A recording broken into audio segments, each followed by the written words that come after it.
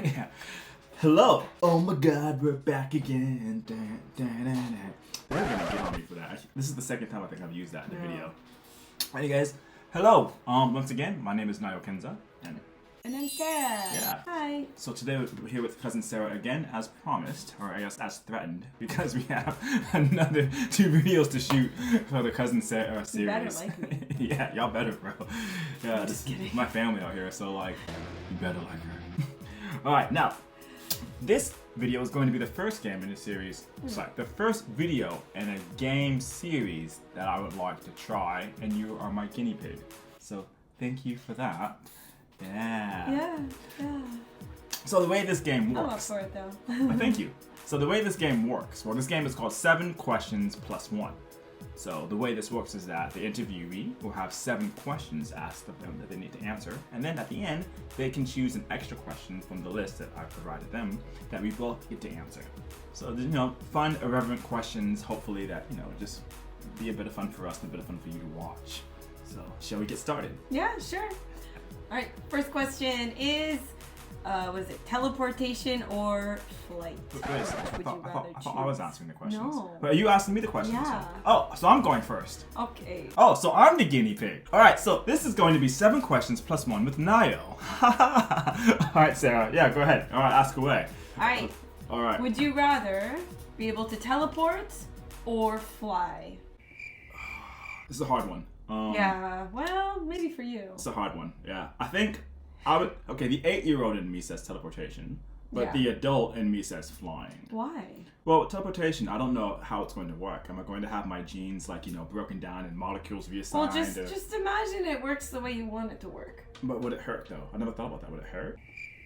Probably not. What if I teleport into like a wall or something? Well, what if you drop in the middle when you're flying? Yeah, that's true. How are the mechanics of human flight? Do I have to like jog and get like a head start? Yeah, what if it feels like running the whole time? Like the only way you can fly is if you feel like you're running like I'm running a marathon. I don't know. I don't you don't have to think about the mechanics of it, but the thing is though, whenever I have flying dreams, I'm never actually like soaring. I'm just kind of hovering like as a parlor trick. Like I'll be talking to you, right? But I'll be like 3 feet off the ground. Like, like I'm never like soaring. Like I'm doing like it's kind of like. But that's what you would want to do. Like if you could choose between the two. Nah, I'd be like Crouching Tiger, Hidden Dragon.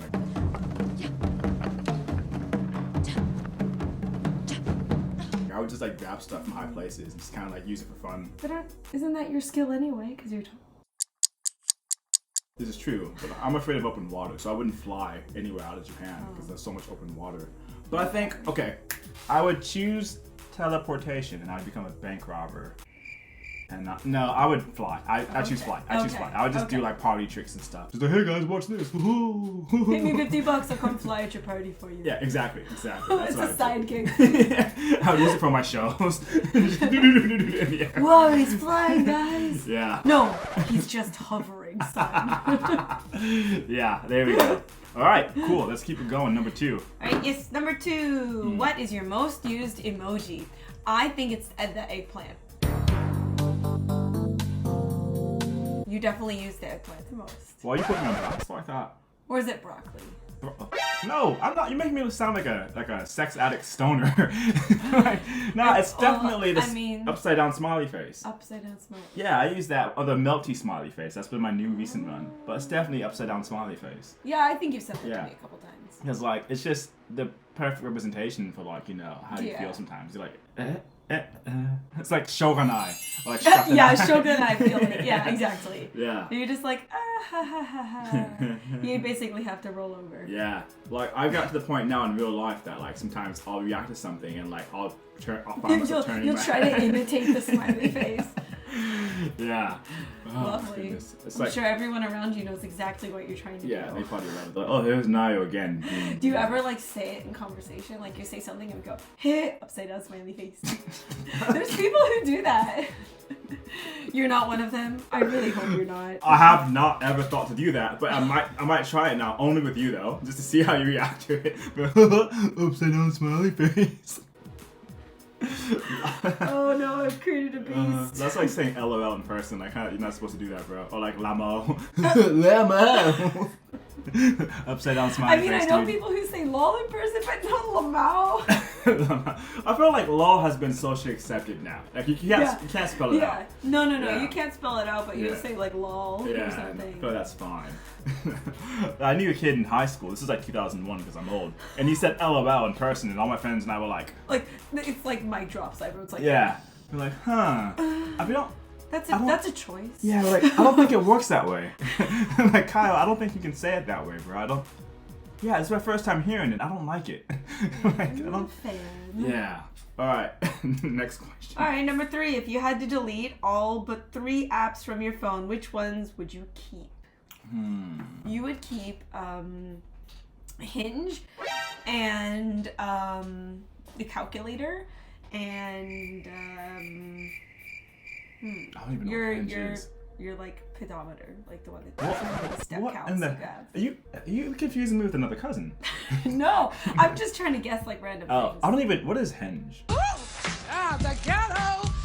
Hinge is like where you meet people online. I don't need that. I don't need that at all. I'm trying to stay by myself. So I think for me, I would probably keep my communication applications. So I would probably keep Instagram, so I can keep chatting with people. I'd probably, because that's how you know I communicate. I'd probably keep Facebook Messenger, because that's how I message my mom as well on that.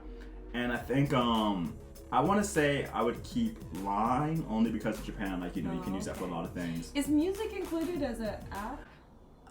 I think we'll let music be a freebie because it comes with the phone, right? Yeah, but so does like messaging technically. That's true. Because like I feel like social media and like contacting someone else are like those slightly electives, different, right? Yeah, because like technically there's messaging on your phone, which we could do, but we do the free option. That is true. You know what I mean? Okay. So bye Line. I would get rid of Line, but I would keep Gmail then. Oh. Yeah. Okay. So I would keep Facebook Messenger, Instagram, and Gmail. I would keep those bad boys. Oh. Yeah, those 3. Yeah. Alright, that's a choice. Is that a respectable choice, or is it just? Oh, it's not what I would do, but we'll find out what you do in the next video. Well, maybe. Yeah, maybe we'll ask you. Yeah. All right. All right. If you had to eliminate one thing from your daily routine, what would it be and why? Eating and. One thing. One. Okay. Well. Limit. These 2 are connected. I'll say this. Okay. I would get rid of eating so I can get rid of pooping. Because I'm not a fan of pooping, but I'm also not a fan of eating. So I'm pretty sure you'd still have to go to the bathroom. Even if you eliminated this, it'd be like, it's like if you could just snap your fingers and it's finished. So it doesn't mean that you didn't eat. You still got nutrients. You just like snap your fingers and it's finished. Well, I'd still get rid of eating then, because it takes time. Like, yeah, I would still, Like if you're trying to be creative and stuff, or it's just like, oh, I'm hungry, bollocks, I've got to eat. But so I get rid it of doesn't that. drive your creativity, the hunger? Not Sometimes so much. it's like, I want to finish this so I can eat. Do you ever have that feeling? No, I just forget to eat. Oh. I mean, that does happen to me sometimes, but a lot of times it's like, I'm hungry, but I don't want to stop what I'm doing because it's going to ruin the flow. Yeah. So I just like, okay, just finish, and then you can eat. Nah, I get rid of eating. I would. Oh, and also save me some money too.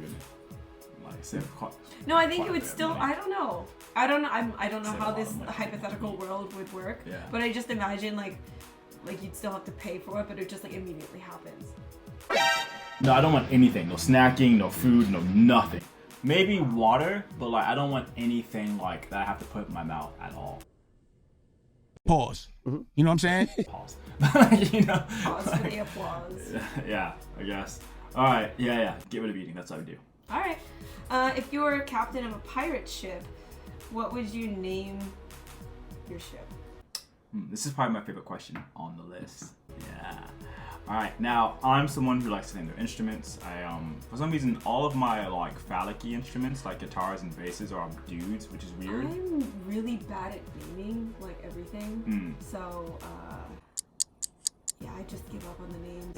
Is this your question or is it my question? No, but I'm saying like I'm interested to know what yours are because I'm so bad at naming things. So what do you name your like guitars? So that's actually I have a guitar named Elizabeth and she's a girl. Oh. And then I have my bass. His name is Benjamin Basington.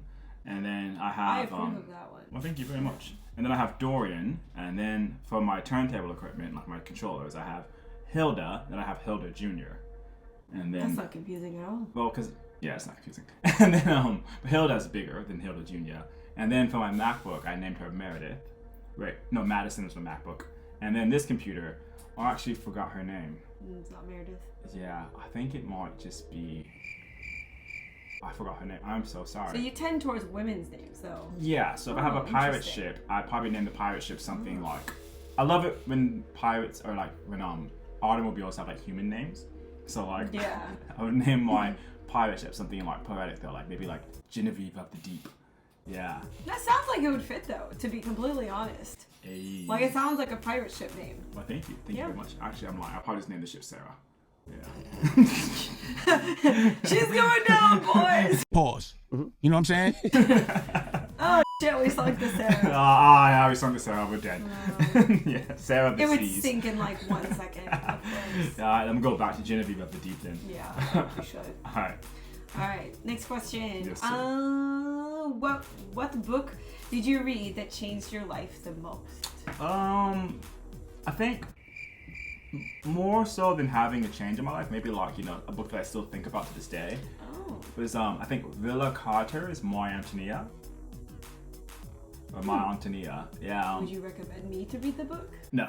It's one of those books you kind of have to read in high school. Oh. So like, I like. didn't read it in high school. You didn't? Oh, well, I mean, No. then I'd recommend you reading it then. I have it if you want to borrow it. Like, it's, it's not like a super, like, intense book. It's not super philosophical. It's just, like, young love that goes nowhere.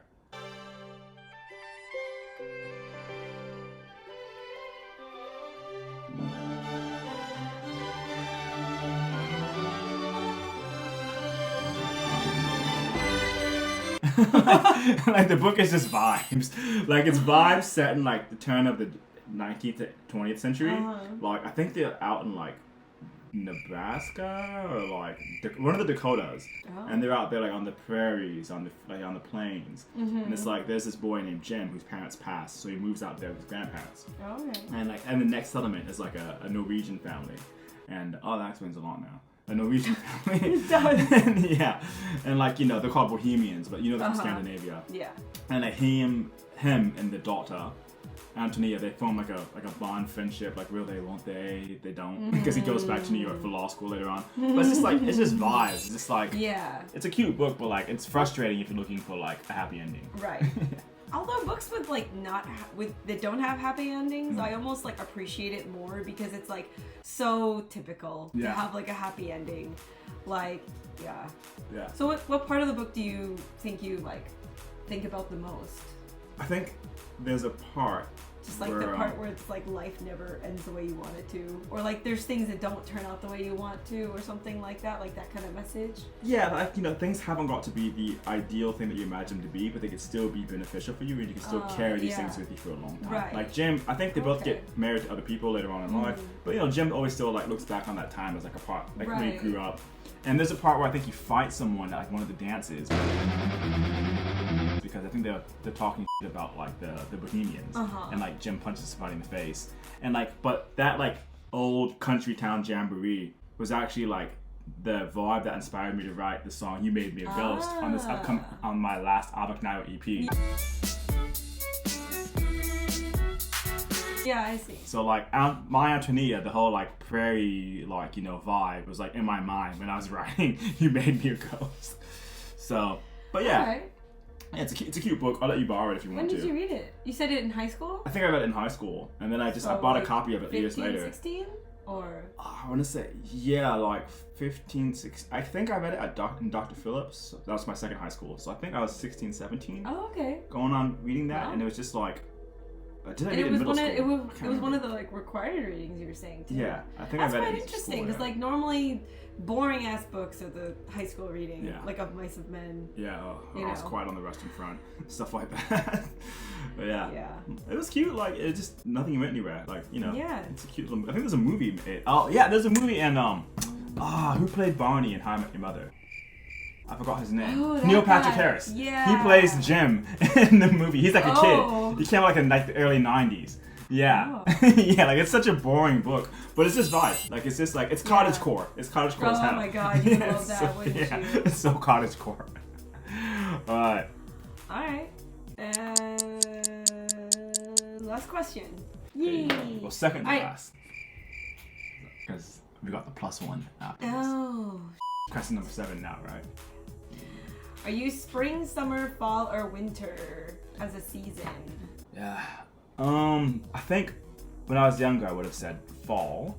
But now that I'm older, I definitely am more of a winter. Like I'm on the inside, and I think wintry because like you need to have things die in order for things to become new again for spring. But also like I kind of love the idea of like still rebirth. And I feel like I'm always in a sense, like in a perpetual state of like rebirth. I don't know if that's good or not, but I feel like I'm always kind of looking towards the next thing as opposed to being in the present. So I mean, it's positive and negative, but I think 1 foot on each side would be. Ooh. Ghost. Or you were saying 1 foot on each side, or yeah. I mean, at least you're looking towards the future rather than like contemplating the past constantly. That is true. I feel like that's more beneficial. Yeah, and also some of people are just annoying, so like I don't want to be that. Yikes. Yikes. Big yikes. But no, but all jokes aside, exactly what you were saying though, I do think I resonate with winter because you think about the past, appreciate the past, but also be making plans for the future, but it's still too early to do anything. Like with spring, the future's you have all here. the plans, and then you get there, and then you're just like, okay, never mind. Yeah, but with winter, you can still at least, you can kind of enjoy the process of daydreaming about what could happen, what could be. Yeah. So you're a daydreamer, Oh essentially. my goodness, I'm the worst daydreamer. Yeah, me too, actually. Yeah, so bad. All right, now, this next section of the game, I get to choose a question that you and I both get to answer. So, are you going to choose it, or am I going to choose it? I'm going to choose it because I'm being interviewed right now. Oh. So I'm going to choose it, and then you're going to answer it first, and then I'll answer it, and then we'll finish it, and then we'll shoot you a video. So yeah. Chill. All right, let's see. Oh, my foot's asleep. All right, let's see. Oh, my foot's asleep. Oh my goodness, you alright? Yeah, I'm Yeah. Yeah. All right. The ghost of my foot. Ghost. Alright, here we go. I still have my foot. That sounds like a Quentin Tarantino movie, since that dude loves feet.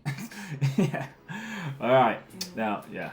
Alright, now let's think about this question. Let's answer this one. So, how would you change your life if your life expectancy was 400 years? I take care of my health. You take care of my health a lot better. But wouldn't you want to do that now because your life isn't 400 years? Oh no, if I knew it was 400 years long, like I would, from the get-go, I'd be like, alright, healthy from the beginning so I know I can live that 400 years. Because just because your life expectancy is 400 years doesn't mean you will. That is true. You know what I mean? That's true, that's true. So I would probably make sure to take care of my health so that I could live to my potential. Because if you imagine like things now that you do that aren't good for your health would be like exponentially more influential as you get older. And you have more time to have bad habits. Yeah.